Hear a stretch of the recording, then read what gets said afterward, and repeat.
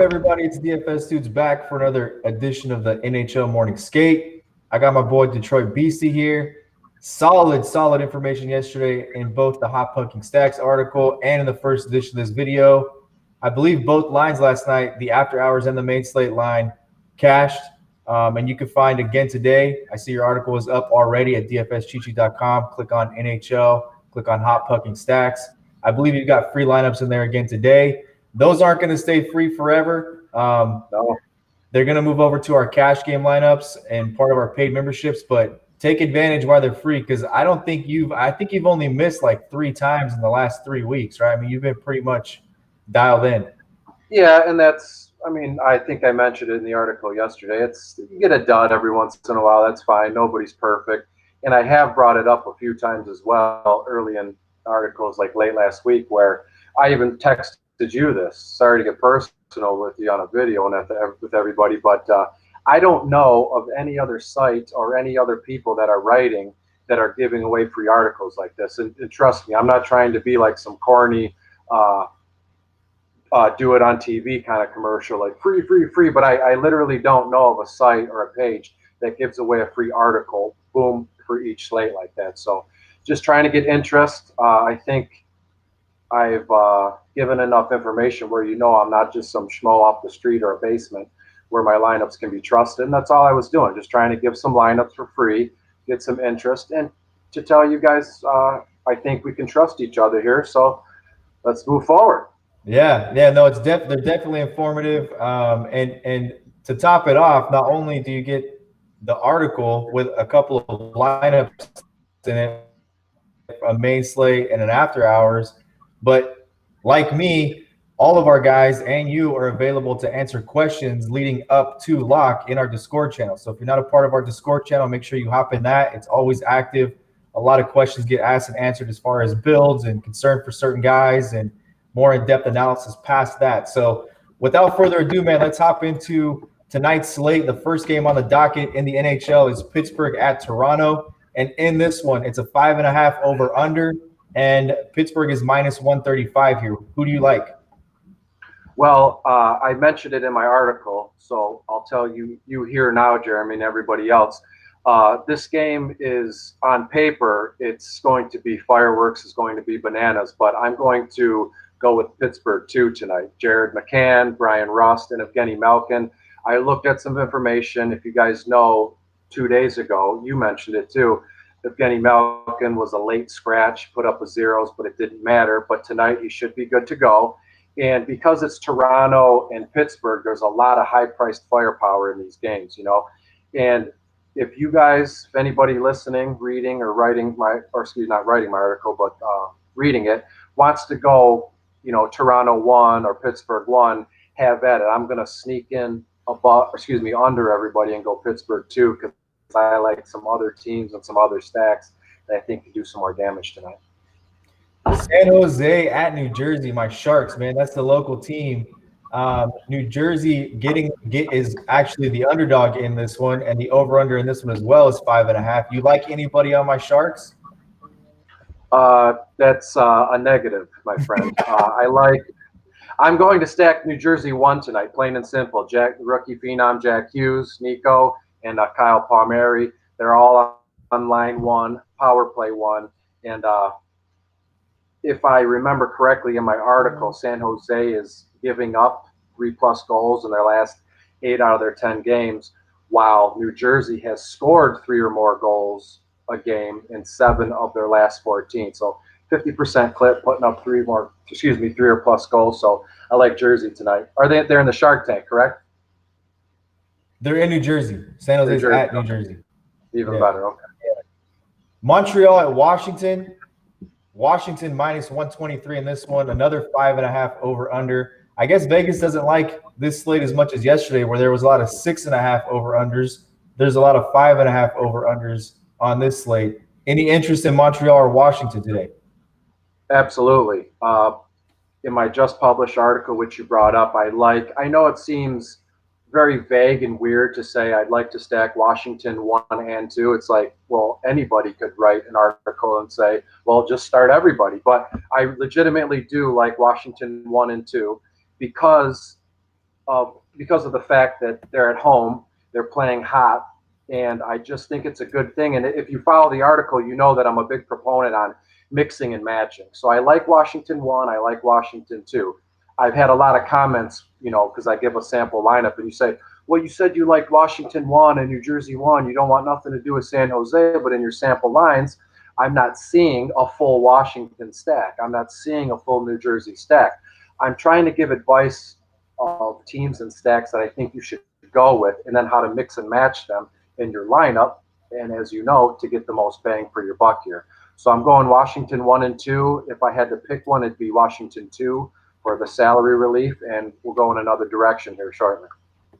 And you know what? That's a good point too. I mean, look, if hockey, in my opinion, is really a tournament sport. It's like baseball because you have stacks. The only difference is you have more lines that are played in hockey than you do the 9 guys or 8 guys if it's a National League team. But hockey and baseball are so similar, and oftentimes if you're trying to stack one line, that's too expensive to get with another good line. You have to find value, and that's just a good point. So the lines that you like, that's who you're recommending that you get exposure to, but you also have to figure out a way to mix in value.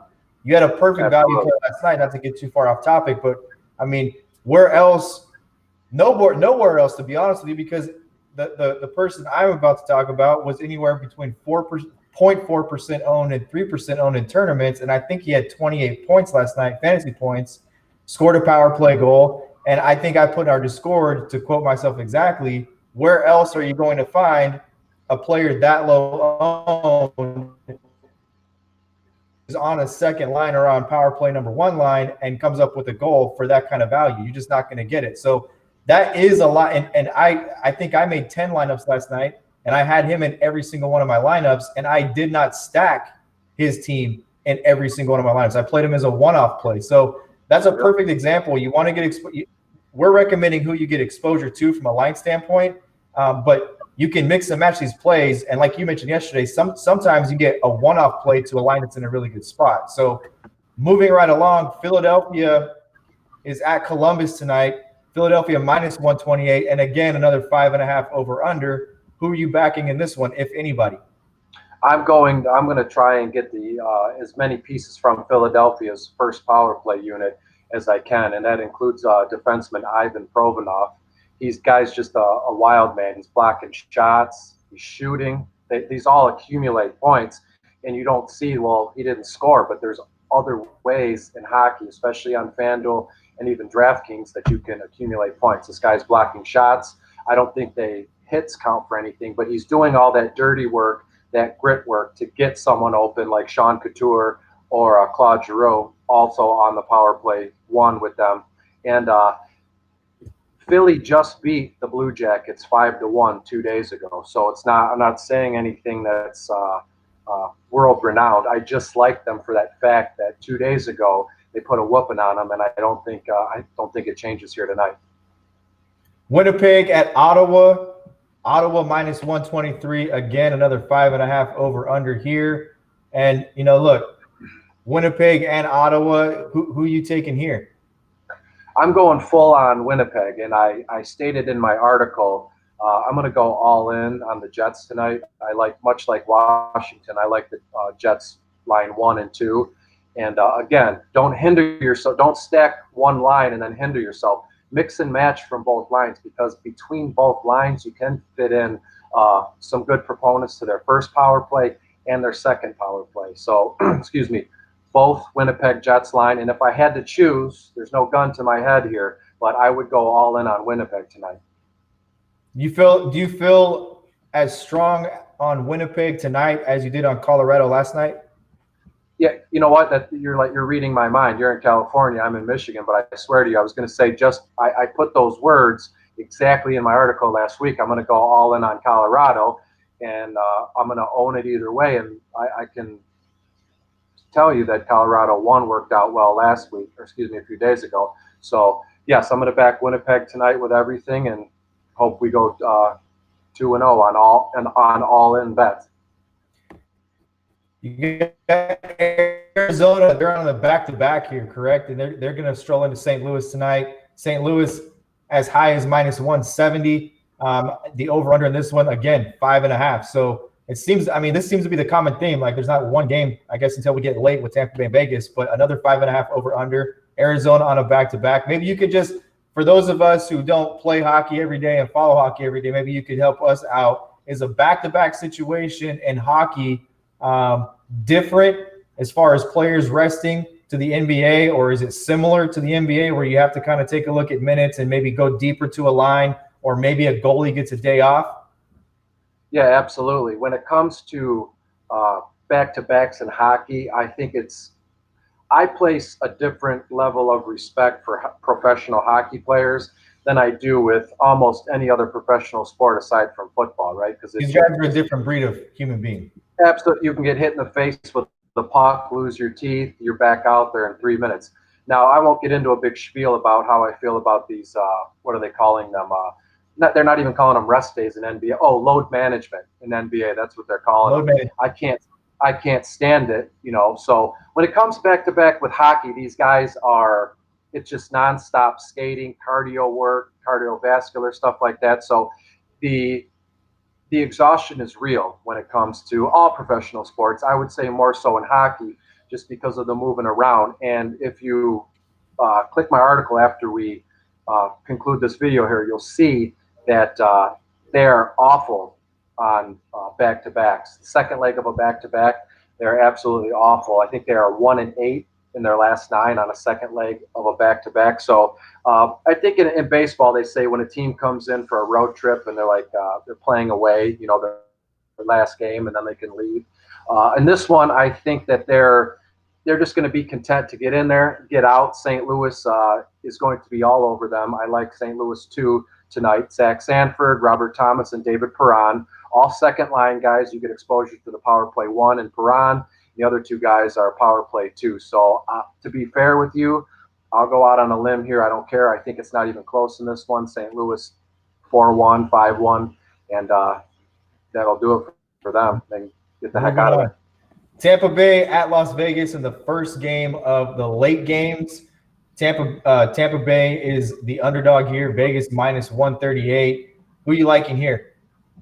What's odd to me is when I first started to get into this, I got a late start today, but I started to get into this and I was shocked that Tampa Bay was an underdog given how well that they play and in the rankings. So I'm going to back Tampa Bay 2 tonight. I mentioned in my article, a lot of people will be on, just for namesake, Pittsburgh 1 with the Sidney Crosbys, or Tampa Bay 1 with Steven Stamkoses of the world, or Washington 1.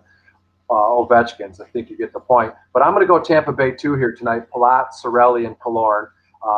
You get line 2 action, and you get a little bit of the power play 1 in Cirelli. He's going to center the first power play unit. But I have an honorable mention, a quick shout out to Vegas here. Max Pacioretty and Riley Smith here. I think they make for good one-offs. People are going they're going to look at the line and think, well, Tampa's so good, but they're an underdog. Don't let that distract you. Tampa Bay is going to go into Vegas, and I think they get it done. I could see a 4-3, 3-2 finish here. Plenty of points to go around. So not completely sweeping Vegas under the rug here, but if I had to choose, which you've asked me, I'm going to go Tampa Bay 2 tonight, Jeremy. Then in the last one here, we've got the Florida going into LA. LA, the worst team in the Western Conference, if I'm not mistaken. Florida on a back-to-back. There's no Vegas numbers really to look at here, but there is a 5.5 over/under. Should this game be close? I had a hard time wrapping my head around this just because LA is so bad. Florida's coming to a back-to-back, so it's just going to be 2 teams just maybe going through the motions here. So I've completely stayed away from this game. I'm going to fade it. If I had to choose, maybe a one-off, it'd be Trocheck. He centers the second line, sees some power play 1 action. Nothing too crazy. I think it'd be safe to stay away from this game. And if people choose to do that, I got no problem with that one. Cool. We will be back tomorrow. Thank you guys for checking out this video. Just a couple of quick things as we close out. Make sure you click subscribe and like this video. We'll be back tomorrow with another edition of the Morning Skate. Good luck on all you guys' contests tonight. For a more in-depth analysis, please check out this article at dfscheatsheet.com, hot pucking stacks. Until then, be cool, keep it cashing. We're out.